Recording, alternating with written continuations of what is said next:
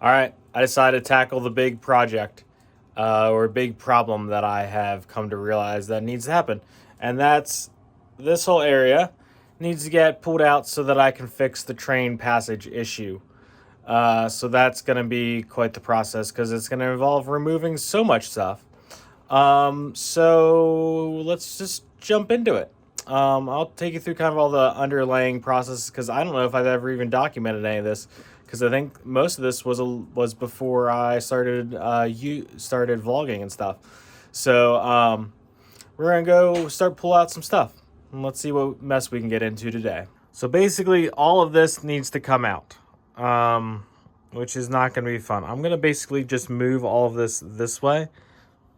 The Eldorado fortress moves really easily, just kind of linearly.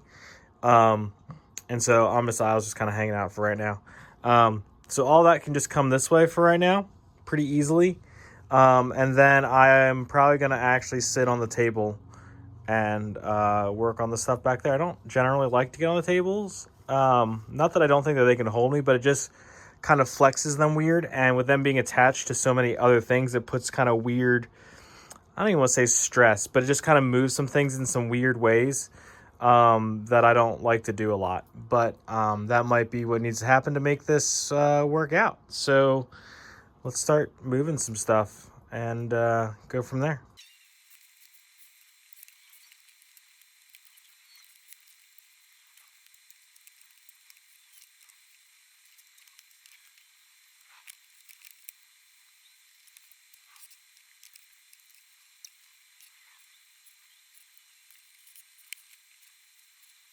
Okay, so I got basically this entire table all cleared off. Couple things that I thought about while I was doing this. I had a very slight thought that maybe I should just go ahead and add some lights to these buildings while I'm doing this. And then I thought, Travis, that's really stupid. First, you don't have any of the parts that you don't have nearly enough parts that you need to do that. Secondly, that's going to take a whole lot more time than you really should be focusing on right now. And that's just going to slow you down. And so that's going to wait. They're all down here. But I need to really fix a couple things. And first and foremost is this kind of support structure thing that's just a hot mess. So I'm definitely going to fix that, which might require some power tools, which is cool. Something else that I think I'm going to do, again, knowing that I'm going to probably need to be able to get on and off of this area pretty frequently. I won't say frequently, but more so than anywhere else in the layout.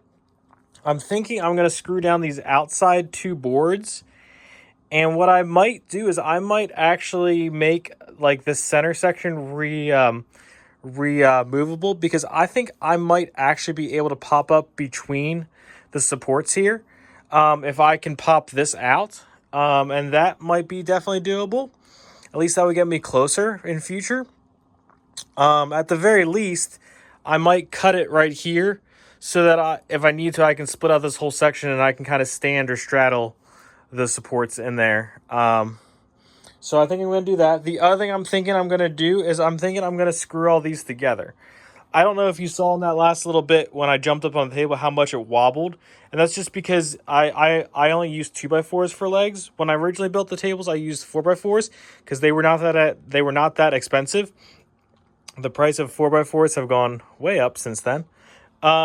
So I'm using 2x4s, and while it's fine, they just leave a little bit of wobble room in there. So I'm thinking if I screw this whole thing together, it might add some of that stability that I'm looking for. Especially, again, considering I'm going to have to kind of move on and off of these. The only problem with that, again, is I was thinking that if I ever needed to, keeping this table kind of separate so I could pull it out and get back in there. So maybe, I don't know. I need to kind of think through that a little bit. But anyways, here we are. I'm going to pull this out and get to work on figuring out what I'm going to do back here because I don't know what that answer is yet. So the good news is I fit, barely. But So what I've come to realize, and this might have been a can of worms, which I have been known to open a lot of lately. So I pushed this table back against this wall. This is this wall for reference point. And I have a pretty large gap here. I mean, that's probably, I don't know, maybe 3-4 inches, which is quite a few studs, actually. And so I'm wondering if I need to push this up against this wall and then move all of this down. Oh, God, that sounds awful. To line up squarely with all of this, and then just let my stud overruns kind of run off down on that end, because there's actually more room on that end. And if I need to add like a 2x4 on the end of that platform just to hold everything together or to support the end little couple studs, that's easily done. But I'm wondering if screwing this all together would kind of make this a little more stable, because I think ultimately I am going to have to get in and out of here to be able to work back in this corner. I was just thinking about, what if a train derails? How am I going to get back in there? And so that's where I'm kind of at with this. So I might need to just go ahead and do that. And that's a massive undertaking. I'm probably going to have to screw those two end tables together, because the city core kind of spans across both of them, and it'll need to move together. Otherwise, I'm in a real world of hurt. I don't know. I don't know if gaining that room, or if I should just make the gap against the wall back here, screw it together there, and call it done. Maybe that's the best answer right now. But I still feel like if this was up against the wall, it would be much more secure and stable. So I don't know. I feel like there's just a lot of movement in this. I feel like that's what's led to some of my problems, because even if I just like bump it, there's like a lot of movement. This is with it up against the wall, let alone like before when it was just kind of free floating. There's a lot of movement there. And movement is the last thing you want in your Lego city. So yeah, so I might be opening a can of worms here and moving some tables. So let me think through this a little bit and then let you know what I decided. Just to add a little more nuance to this problem. Okay, so my next thought was, I'm just going to push this table up against this one. Just let it ride for what it is. Let the back ride for what it is. That's fine. You know, I can also push this back up against that wall and then screw it down so that it is tight against the wall and it does have some wall support. I can do that for this table as well. I can't do that for this table because the boards run this way and I already cut the length. But at least the two outside tables, I could do that. And that would be fine. The problem becomes this. I am over the end of this table by about 2 studs. About 2 studs. And so if I did this, I'm going to have a 2-inch or a 2-stud gap the whole way along here. And I know that I could fill that in with whatever, but that's just annoying, right? Like annoying. And that's going to be a huge use of bricks. I mean, geez, I got, there's almost 14 base plates worth of frontage to cover then. 14 times 32. You do the math on how many studs that is. And so I don't think that's an option. So I think what I'm going to have to do is my original plan, which was to move this back against the wall, or mostly back against the wall. Move this table back against the wall and square this up. So I got to move this thing 2 studs that way so that this corner is spot on, and then everything works out from there.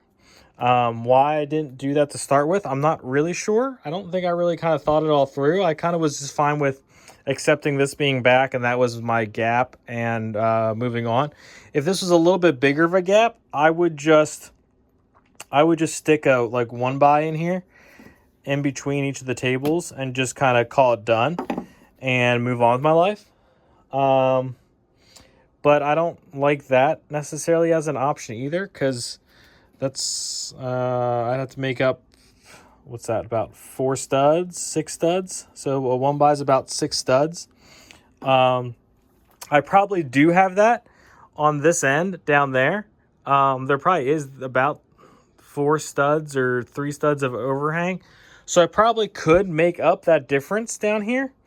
But again, that's kind of like putting a patch over it rather than just fixing the problem. So I think I'm just going to go ahead and fix the problem, push this back against the wall, move the tables, and just be done with this problem and fix it once and for all. I don't like band-aiding things. I've band-aided things for a little bit, and that seems to be where a lot of my problems come from. So yeah, so I'm going to get some power tools, and we're going to get to moving some stuff. Okay, got the train track installed, got base plates under it. These are all knockoff base plates because no one's going to see them. And then if I got to cut them up even more, I don't really care too much. But I took out the little loop-de-doo turn to go around the supports. I'm hoping that I can figure out a way to maybe support it more like this rather than the awkward way that I had done it. I'm just going to work around the train track because I think that that's probably the best plan and going forward on this. So it's lunchtime, so I'm going to go eat some lunch and clear my head a little bit and then come back and get the city supports figured out so that I can get this started to go back together. Okay. So I really redid this entire support structure, like completely and totally. If you remember before, this was all like open and stuff, and now none of that is open.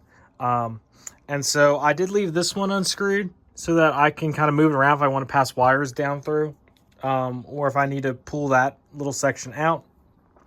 My little manhole thing is working fantastic. This was probably worth the amount of work that all this caused. But train track all runs underneath. It's kind of hard to see. I can't get you a good angle. So there's basically one support that runs most of the length of the back. There's one support that runs most of the length of the front here.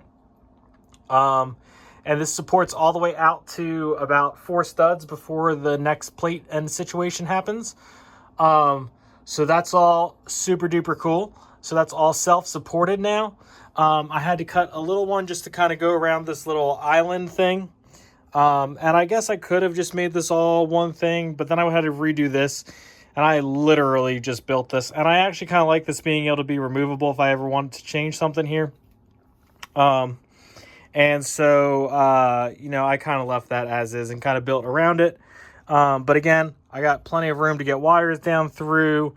It's all flat. And it's all together, and problem fixed. I ran the Hogwarts Express around.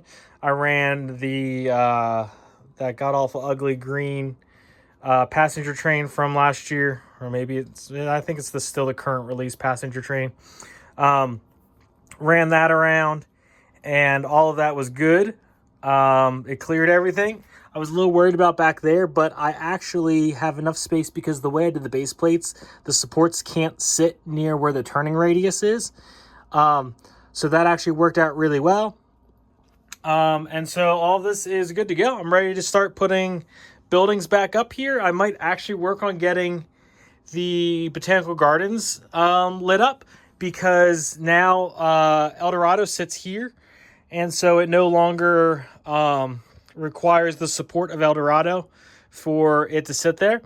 So I can actually sit there, pop in my little manhole, work on some wiring, which is fantastic. Fantastic. Literally one of the best things to come out of this project. And so anyways, I think this guy is probably going to sit right there. And that can power a whole bunch of things. It can power this. It can power the kind of railing lights here as well. And then Eldorado, Botanical Gardens, and then eventually the back part of that city.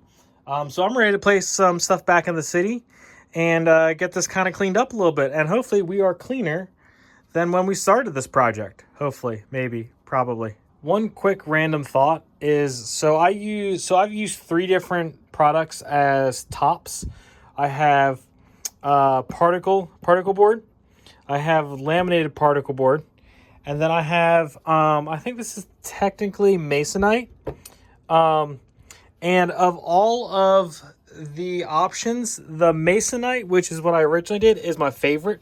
It's the strongest. It's really easy to drill through and run screws through and countersink screws into. And it's just kind of all around easy to use. The one problem with it is, first, it's kind of hard for me to find. I have to go at least one town over, if not a couple towns over, to even get it. So I haven't used it since I did my original tables. But that's my favorite. My second favorite is this particle board. And the reason I don't care for the laminated is that the laminated creates really sharp edges, especially if it's cut. I have definitely sliced my finger a couple times just grabbing a board. So I don't like the laminated stuff as much as I like the not laminated. It's also easier to countersink the screws, which you need to, so that it doesn't get caught up on when you're sliding stuff across. But the unlaminated particle board doesn't come in quite as wide of sizes as the laminated stuff. So it's kind of a catch-22 of what you want. Also, unlaminated is way cheaper. Again, probably some of it is due to the size. I've also used, back there, I've used shelf boards. And I don't care for those as much because they're a little bit thinner. And so I feel like they need a little bit more support. And they flex a little bit more, which when you're doing a shelf, like, a little bit of flex doesn't matter. But when you're actually, like, supporting a lot of weight across a big area, it definitely matters more. So that's my 2 cents on what materials to use. This is kind of my go-to because it's cheap. I can get it real easily. It's small. So this stuff also comes in 4x8 sheets, 4x8 foot sheets, which is awesome, but that doesn't fit in my car. These I usually get in the 12-inch, which is actually 11.25-inch stuff. And that goes into my car super freaking easy, and it's like $10 for an 8-foot thing. So that's kind of my go-to just because of availability and ease of use. But my preference is the, gosh, I really wish, I'm pretty sure this is called masonite or like pressed board. So that's my 2 cents on the tops. Okay, so not only did I get this all put back together, I actually went ahead and did the wiring. I stuck that power supply right behind here, so all the wires can kind of tuck down in behind here. That way the wires kind of stay back, so they don't really interfere with all of this going on here. I was able to rewire some of the botanical gardens pretty easily and pull things out more towards the front instead of running all the way to the back, which was a great idea for when I was displaying, but not so practical here in the city. And actually, if I ever do go to display this again, I will probably just sit it up on a couple little blocks. And so that way I can run the wires wherever, it doesn't matter. Same thing as here, basically. So I still need to get this lit. I need to get the trees finished in the middle section. I need to get a USB extender for there, much like in the other area. It's just a little too short, and I cannot get to the connection point to add in a extender. So I'm just going to do a USB extension on there. But everything's hooked up, wired up. Everything is at the appropriate level, which is great because that's always a concern. Everything's pretty square. I'll kind of work through some of that once I actually get this lit up, and I'll probably pin this all together once it's done because there's a little bit of room to push back and get that pinned together. So I think that's where we're going to stop for today on this. I have kind of a lot of work to do. I need to get my manhole cover filled. I have now these gaps to kind of contend with and deal with as we go across here. And I have this giant gap to fix up. See, that's lit up too. So I need to kind of work through that, which is much the same process as I have been doing. So I don't feel like I need to vlog that. But I'm going to get that closed up and get that closed up. and on to the next project. I'm really happy to have got this done, and actually did more than I even thought I would.